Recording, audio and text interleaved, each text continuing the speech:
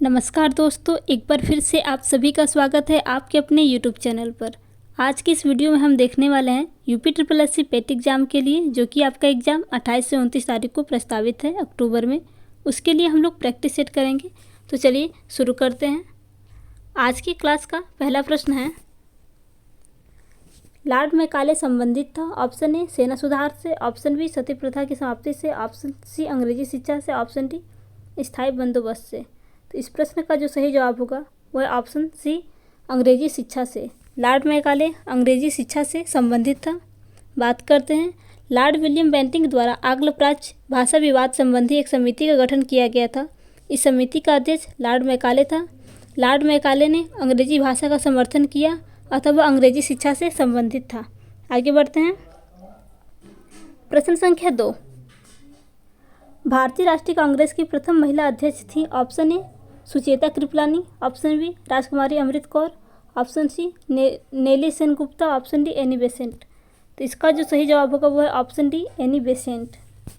भारतीय राष्ट्रीय कांग्रेस की प्रथम महिला अध्यक्ष एनी बेसेंट थी। उन्होंने पहली बार वर्ष 1917 ईस्वी में कलकत्ता अधिवेशन में अध्यक्षता भी की थी। आगे बढ़ते हैं।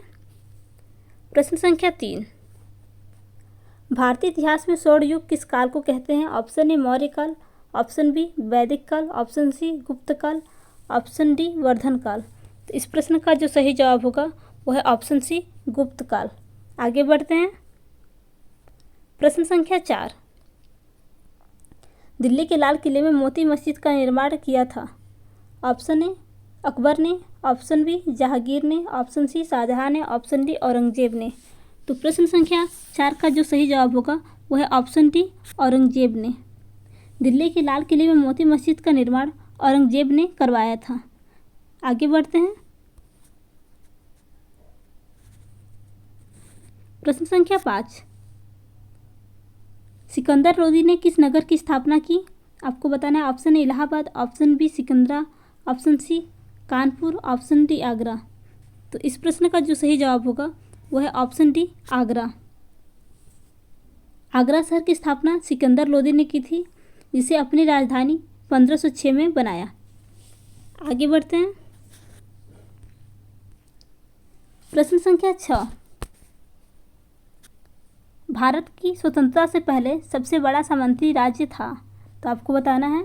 Option A Travancore, option B Mysore, option C Hyderabad, option D Gwalior. तो प्रश्न संख्या 6 का जो सही जवाब होगा वह है ऑप्शन सी हैदराबाद।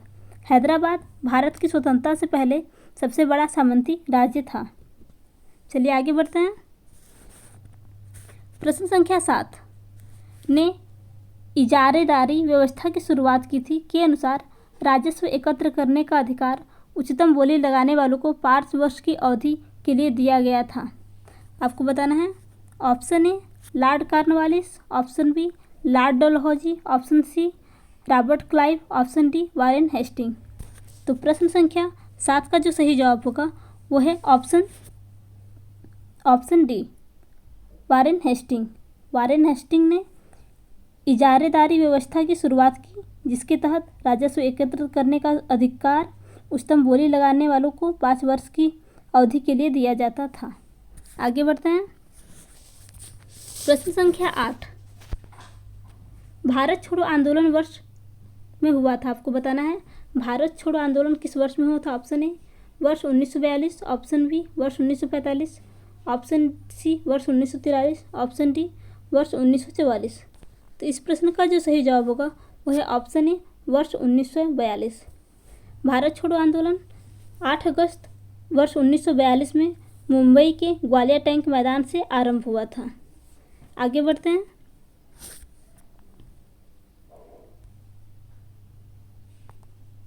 प्रश्न संख्या 9, भारतीय राष्ट्रीय कांग्रेस के पहले अध्यक्ष कौन थे। Option A Womesh Chandra Banerjee, option B Bal Gangadhar Tilak, option C Allan Octavian Hume, option D Dadabhai Naoroji. तो प्रश्न संख्या 9 का जो सही जवाब होगा वह है ऑप्शन ए व्योमेश चंद्र बनर्जी। बात करते हैं। व्योमेश चंद्र बनर्जी भारतीय राष्ट्रीय कांग्रेस के प्रथम अध्यक्ष थे। ब्रिटिश के हाउस ऑफ कॉमन्स के लिए चुनाव लड़ने वाले वे प्रथम भारतीय भी थे। आगे बढ़ते हैं। प्रश्न संख्या 10, महात्मा गांधी ने सत्याग्रह की स्थापना में की थी? आपको बताना है। ऑप्शन ए दिसंबर 1920 में, ऑप्शन बी मार्च 1918 में, ऑप्शन सी फरवरी 1919 में, ऑप्शन डी अप्रैल 1921 में।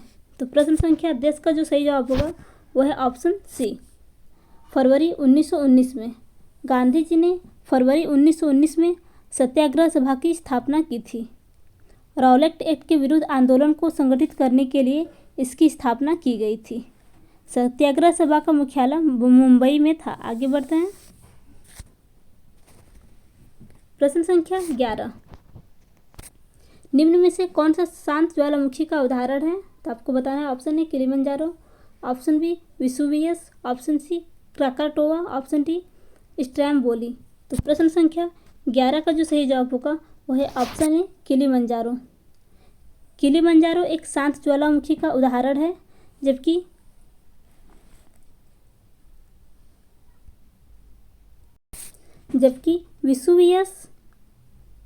विसुवियस प्रसुप्त ज्वालामुखी का उदाहरण है, स्ट्रॉम्बोली सक्रिय ज्वालामुखी का उदाहरण है तथा क्राकाटोआ प्रसुप्त ज्वालामुखी का उदाहरण है। चलिए बात करते हैं शांत ज्वालामुखी।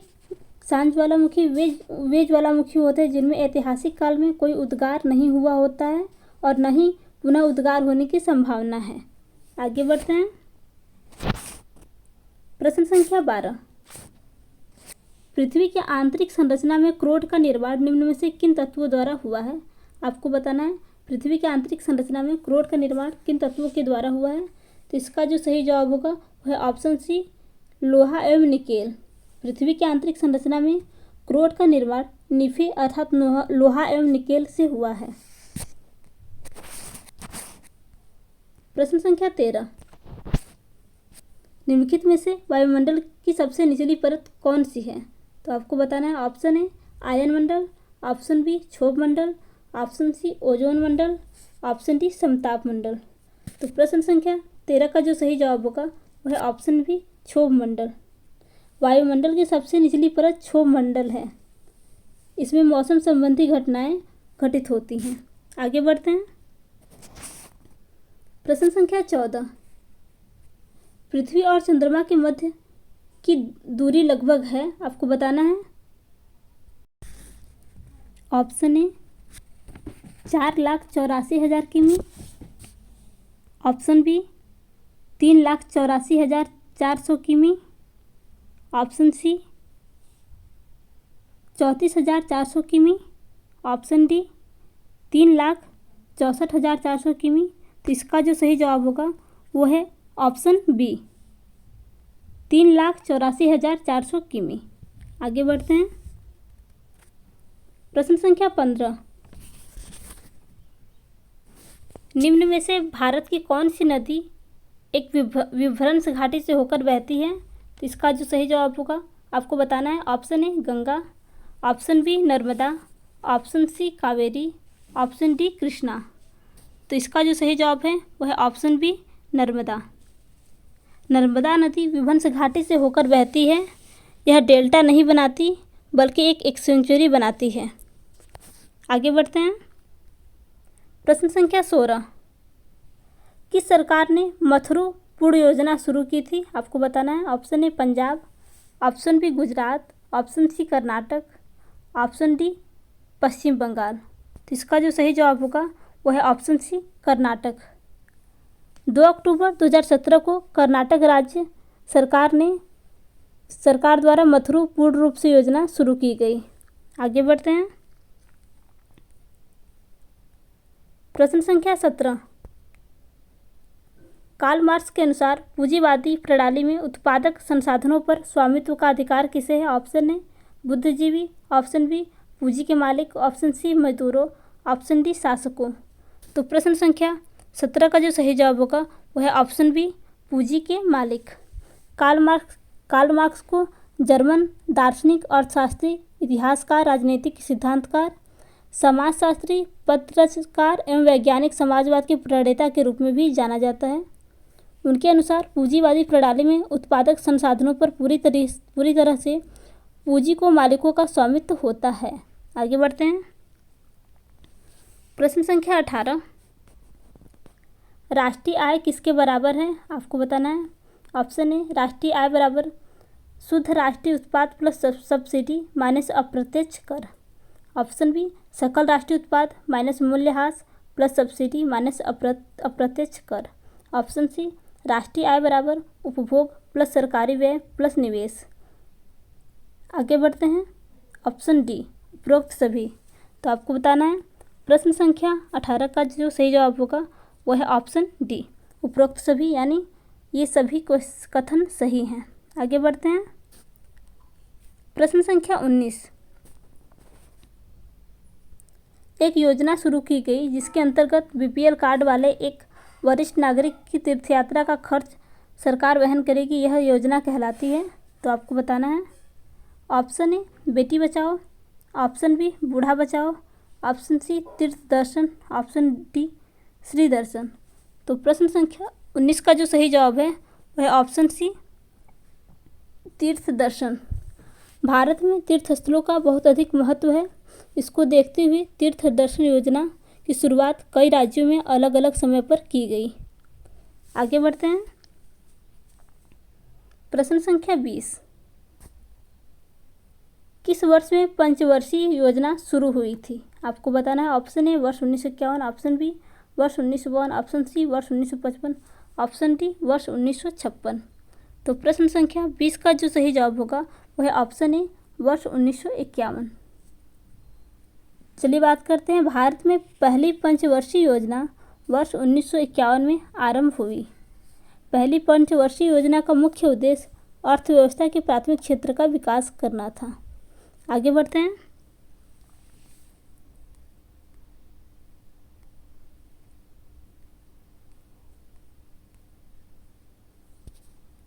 प्रश्न संख्या 24। संवैधानिक सरकार का अर्थ है। ऑप्शन ए संविधान की शर्तों के अनुसार सरकार, ऑप्शन बी कानून के अनुसार सरकार, ऑप्शन सी लोकतांत्रिक सरकार, ऑप्शन डी उपरोक्त सभी।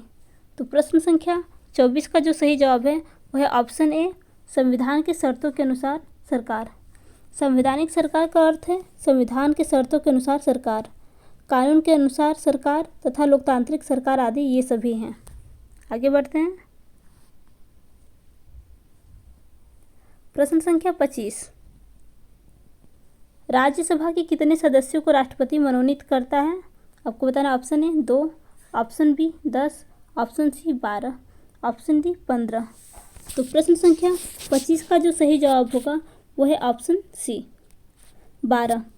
राज्यसभा के 12 सदस्यों को राष्ट्रपति मनोनीत करता है। आगे बढ़ते हैं। प्रश्न संख्या 26। कार्बोरडम क्या है, आपको बताना है। Option A zinc carbide, option C boron carbide, option C tungsten carbide, option D silicon carbide. तो प्रश्न संख्या 26 का जो सही जवाब होगा वह है option D silicon carbide. Silicon carbide को कार्बोरडम कहते हैं। यह सिलिकॉन और कार्बन से बना एक यौगिक है। इसका उपयोग एक अर्धचालक के रूप में किया जाता है। आगे बढ़ते हैं। प्रश्न संख्या 27। गले के उदर तली मध्य रेखा पर चपटी अस्थित का नाम बताइए। गले के उदर तली मध्य रेखा पर स्थित चपटी अस्थि का नाम बताइए। Option A coxal, option B sacrum, option C casein, option D एब्लुमिन। तो प्रश्न संख्या 27 का जो सही जवाब होगा वह है ऑप्शन डी एब्लुमिन। गले के उदर तली मध्य रेखा पर चपटी अस्थि एब्लुमिन कहलाती है। केशिन का संबंध अस्थि मज्जा से है, जबकि सैक्रम का संबंध स्पाइनल के कार्ड के निचले भाग से संबंधित है। कोक्सल कुल्हे की अस्थि होती है। आगे बढ़ते हैं। प्रश्न संख्या 28। लाइपेज पर कार्य करते हैं, आपको बताना है। ऑप्शन ए अमीनो अम्ल, option B carbohydrate, option C वसा, ऑप्शन डी प्रोटीन। तो प्रश्न संख्या 28 का जो सही जवाब होगा वह है ऑप्शन सी वसा।